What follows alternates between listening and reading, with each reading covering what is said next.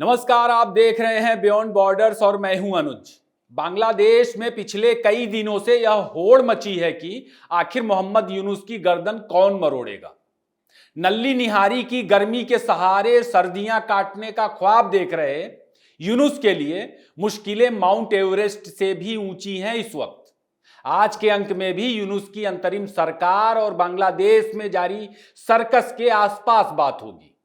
Beyond borders का episode शनिवार को नहीं आया था, तो आज के अंक में पिछले 24 से 48 घंटे में बांग्लादेश से निकले तमाम अपडेट्स और उनके आगे पीछे क्या कुछ चल रहा है इसका पता लगाने की कोशिश होगी।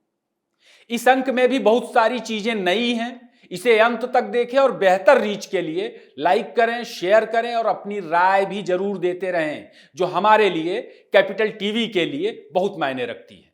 तो चलिए शुरू करते हैं। कुछ साथियों ने अराकान आर्मी को लेकर के कमेंट बॉक्स में कहा कि उसके पीछे चीन है, चीन का हाथ है। एक तरह से उन्होंने यह बताना चाहा कि असल में अराकान आर्मी चीन का ही दस्ता है, चीन से फंडेड दस्ता है और वही करेगा जैसा चीन चाहेगा। हमारे साथी सही भी हैं और गलत भी। चीन का अराकान आर्मी के साथ संबंध है, लेकिन चीन का जुंटा सरकार से भी संबंध है। चीन की जो गैस पाइपलाइन और दूसरे कारोबारी निवेश है म्यांमार में, वह सिविल वॉर में निशाना ना बने। चीन की पहली प्राथमिकता दोस्तों यही है। लेकिन इसका मतलब यह नहीं कि रोहिंग्या इशू पर, बांग्लादेश के मुद्दे पर चीन के कहने पर अराकान आर्मी चलेगा, अराकान आर्मी को चीन रोक देगा।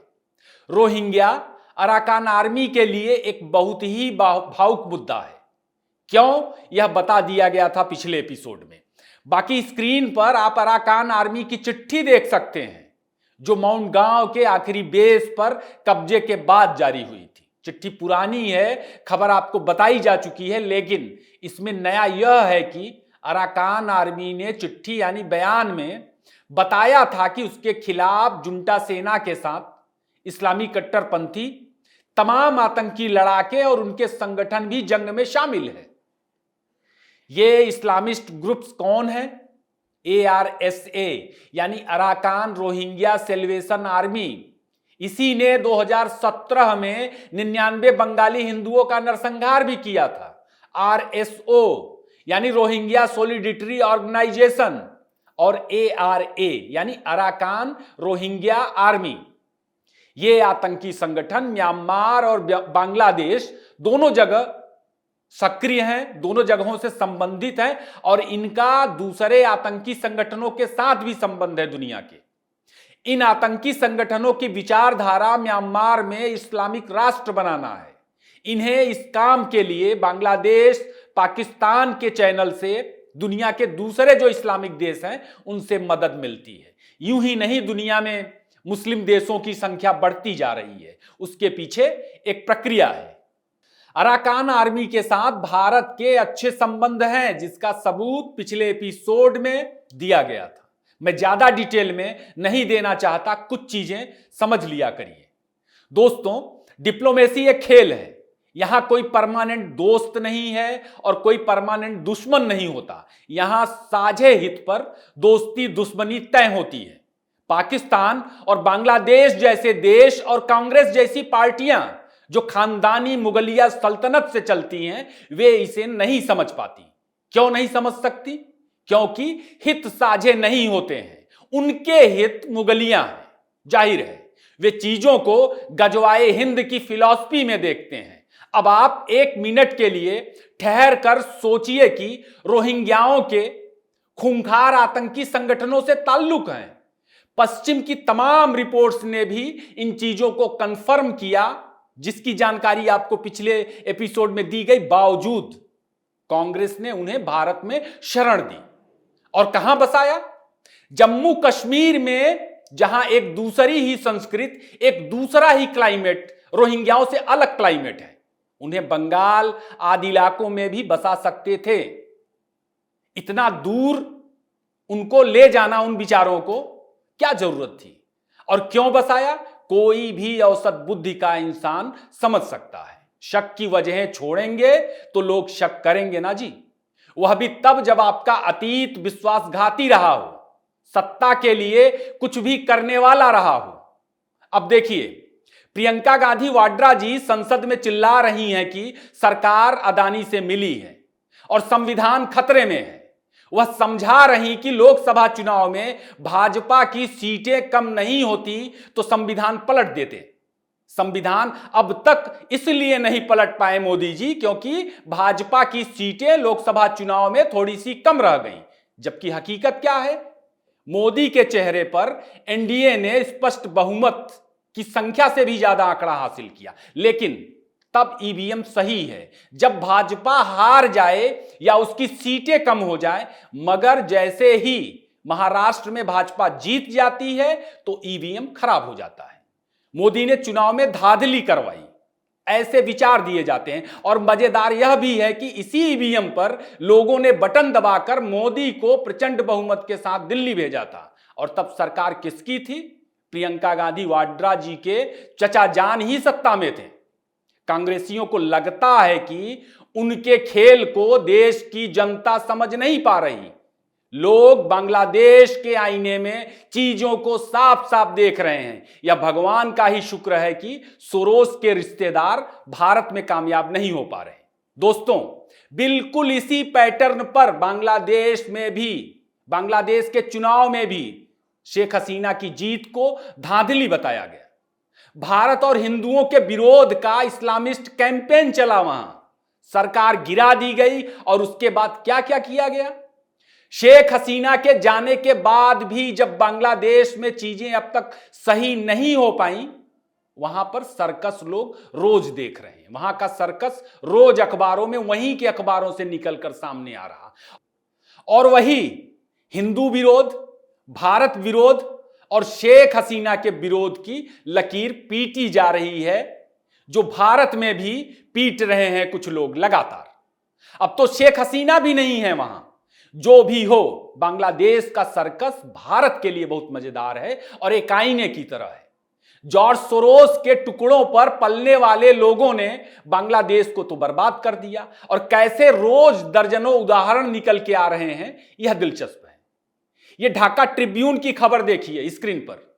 चुनाव आयोग भी वहां का कह रहा कि पिछले 3 चुनावों में धांधली हुई, यानी शेख हसीना धांधली की वजह से सत्ता में बैठी थी। अरे भैया, अब सही से चुनाव करवा लो। किसने रोका है? क्यों नहीं एक ईमानदार चुनाव करवा रहे और एक ईमानदार सरकार का गठन करवा रहे आप लोग? लेकिन अगर चुनाव हो जाएगा, चुनाव इसलिए नहीं हो रहा कि चुनाव हो जाएगा तो मोहम्मद यूनुस का क्या होगा? यूनुस को खालिदा जिया का डर है वहां। खालिदा जिया की बीएनपी को जमाते इस्लामी का डर है, जमाते इस्लामी को खालिदा और यूनुस का डर है, और सबको छात्र संगठनों का डर है। लेकिन चूंकि सत्ता में यूनुस बैठा है तो फिलहाल सब उसी की गर्दन मरोड़ना चाहते हैं। बांग्लादेश का हर दूसरा जिहादी आज की तारीख में दोस्तों आंदोलनकारी है, और हर तीसरा आदमी जो नेता है और जो खुद को प्रधानमंत्री की कुर्सी पर देखना चाहता है। बांग्लादेश में एक पार्टी है, गोनो अधिकार परिषद। इसके अध्यक्ष नूरुल हक नूर ने सीधे यूनुस को चेताया कि जनता का भरोसा खत्म हुआ तो यूनुस की सरकार का भी 1 हफ्ते सरवाइव करना मुश्किल हो जाएगा।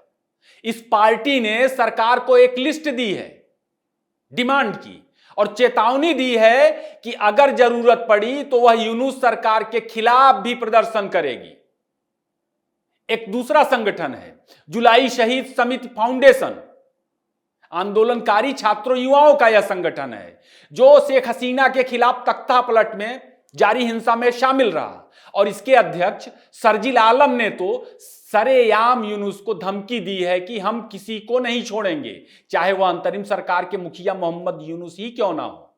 शर्जील ने सिर्फ यूनुस ही नहीं, तमाम पार्टियों, सेना और पुलिस को भी धमकाया, और उसने यह भी बताया कि वह सत्ता का भूखा नहीं है, बल्कि वह बांग्लादेश के लोगों के लिए यह सब करना चाहता है, जनता के कल्याण के लिए करना चाहता है। गजब ड्रामा है वहां।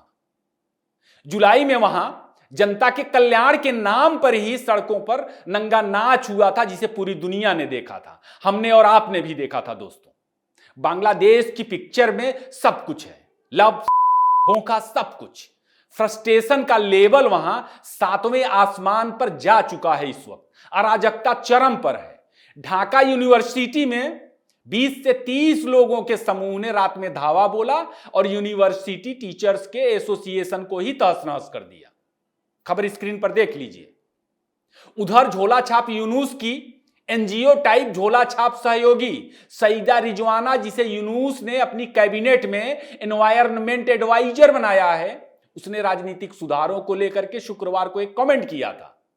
यूनुस की योजनाएं असल में सुधार के नाम पर वहां तमाम पार्टियों के पर कतरने और खुद को मजबूत बनाने की है। राजनीतिक दलों ने इसे भांप लिया और बांग्लादेश नेशनलिस्ट पार्टी के बड़े नेता रूहुल कबीर रिजवी ने कहा कि अंतरिम सरकार के तमाम जो सलाहकार हैं वो औकात में रहें। रिजवी ने कहा कि सुधारों को लेकर रिजवाना ने जो कमेंट किया है वह बकवास है। दुनिया भर के तमाम सुधार वहां के नेता करते हैं और यहां भी यानी बांग्लादेश में भी राजनेता ही चीजों को तय करेंगे। एक तरह से रिजवी ने यूनुस सरकार को, उनके सलाहकारों को उनकी हद याद दिलाई।